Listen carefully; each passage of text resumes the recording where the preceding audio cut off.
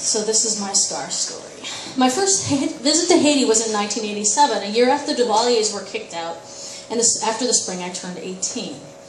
I went for 3 months to work with a nurse practitioner who was a friend of a friend. I went to rural clinics with him, passed out pills, took blood pressures, and changed dressings. I went back to school with Haiti in the back of my mind.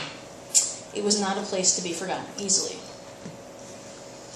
In 1988, I was in a 17-car pileup on the way to take the GRE.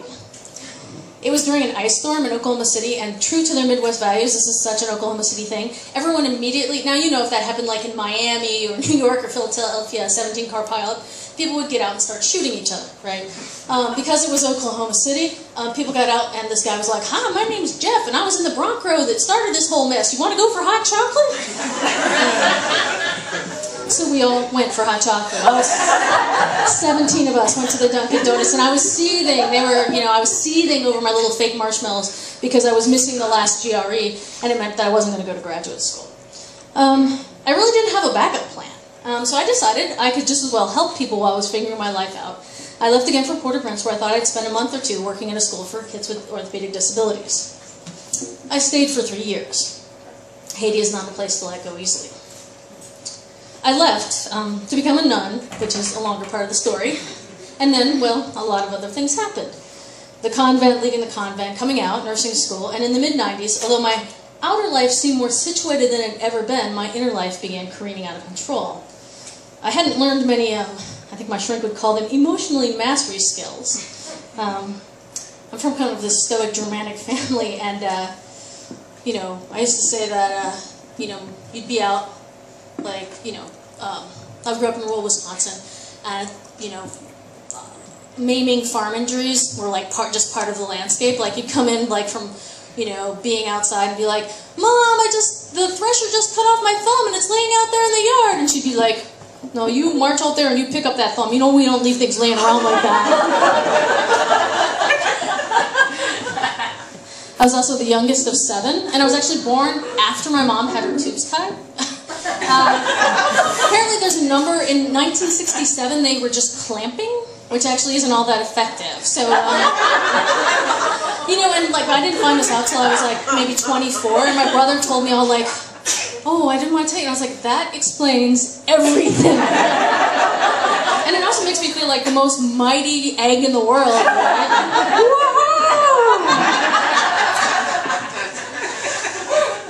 Anyway, so I was like a serious temperamental mismatch with my family. So I hadn't learned many emotionally mastery skills, and kind of as my outer life seemed like it was more situated, my inner life was just like completely out of control, and I began cutting myself. It's almost impossible to understand, here being me now, how the hell did I think that was going to help? But the truth is it did for a while, until my upper left arm was a maze of scars and I was having trouble keeping it a secret. And it's kind of a habit that scares people. So I had to find some other coping mechanisms. So I did. Now the scars didn't really bug me much, not the scars themselves, right? I couldn't and didn't want to always keep them covered up. I mean, sometimes it's hot, right? And I also really happen to like my shoulders, and it's hard to show off your shoulders without showing off your upper arms, Although my friends were like, "What about a shrug?"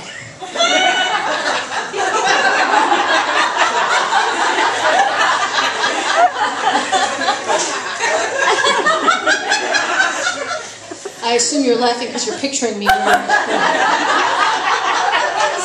I would have it like made out of flannel or denim or something.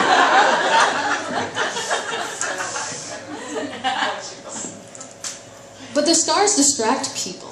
Now some people, not everyone, but there were folks who wanted to ask me lots of questions or even schedule an intervention. For example, despite the fact that the youngest of my scars is now like 15 years old, I actually had a therapist follow me around at the Philadelphia Dyke March one year, telling me, "You don't have to live like this, I can help you."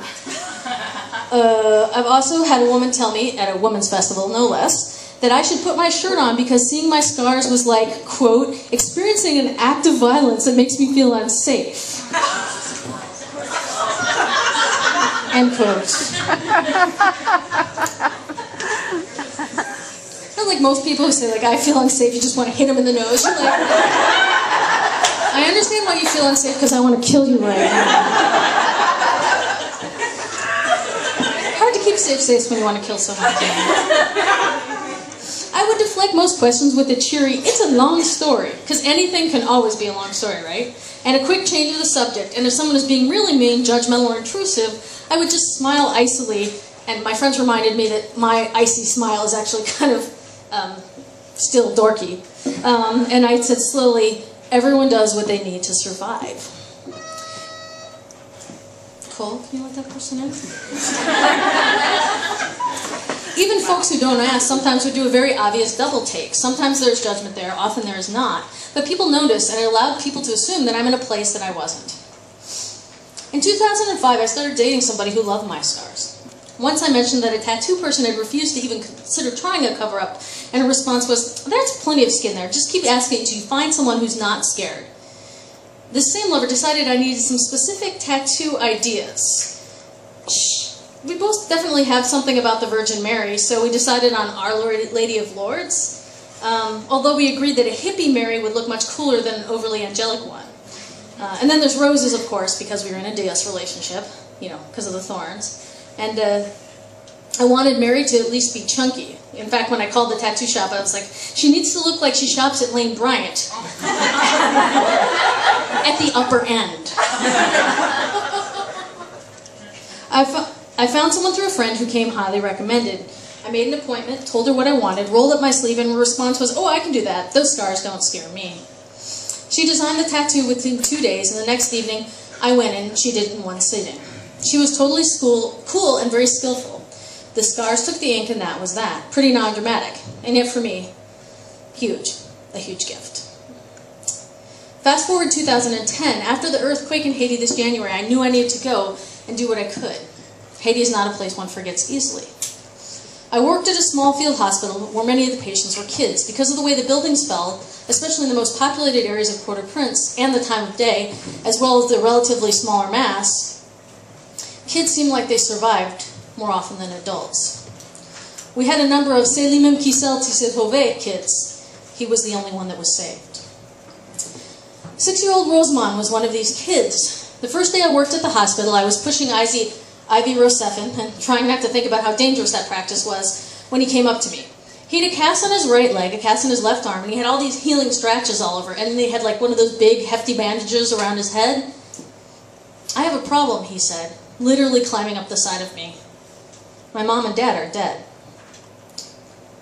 Because he was holding very tight to me, I had no choice but to hold him as I walked back into our nurses' station, which was really the kitchen from the temporary converted children's home. He added, "And the rest of my family too." I looked over at the pediatrician who'd gotten there a few days before me. I mouthed, "All his family's dead?" She shook her head. "Well, no, at least he has his grandma. So there's someone at least we can send home when he's better."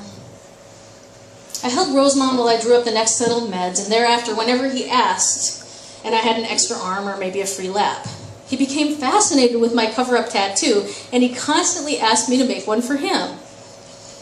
I told him that people just can't go around giving 6-year-old tattoos. And I didn't know how to do tattoos, and I didn't have the equipment, and his scratches and lacerations were still healing. But every day he asked. The last day I was there, I was using my Sharpie to write the change date on an IV bag when I had this idea. I called Rosamond over and had him roll up his sleeve. Using the thick blue marker, I drew around the healing areas of his left upper arm a very rough, slightly strange-looking form of the Virgin Mary. Rosamond could not stop smiling. "Nous blessons même gens," he said. "We have the same wounds." How do you tell a kid that, no, my post-adolescent difficulties with handling my temperamental mismatch with my dysfunctional family of origin does not compare with the loss of your entire family, being gravely injured and having to heal in a country impoverished by centuries of racism and colonialism? You can't. Not when he's just said we have the same wounds. So I picked him up and said, "Eh ben, vraiment vrai, nous couvrons même gens." Well, definitely, we cover them the same way. Thanks.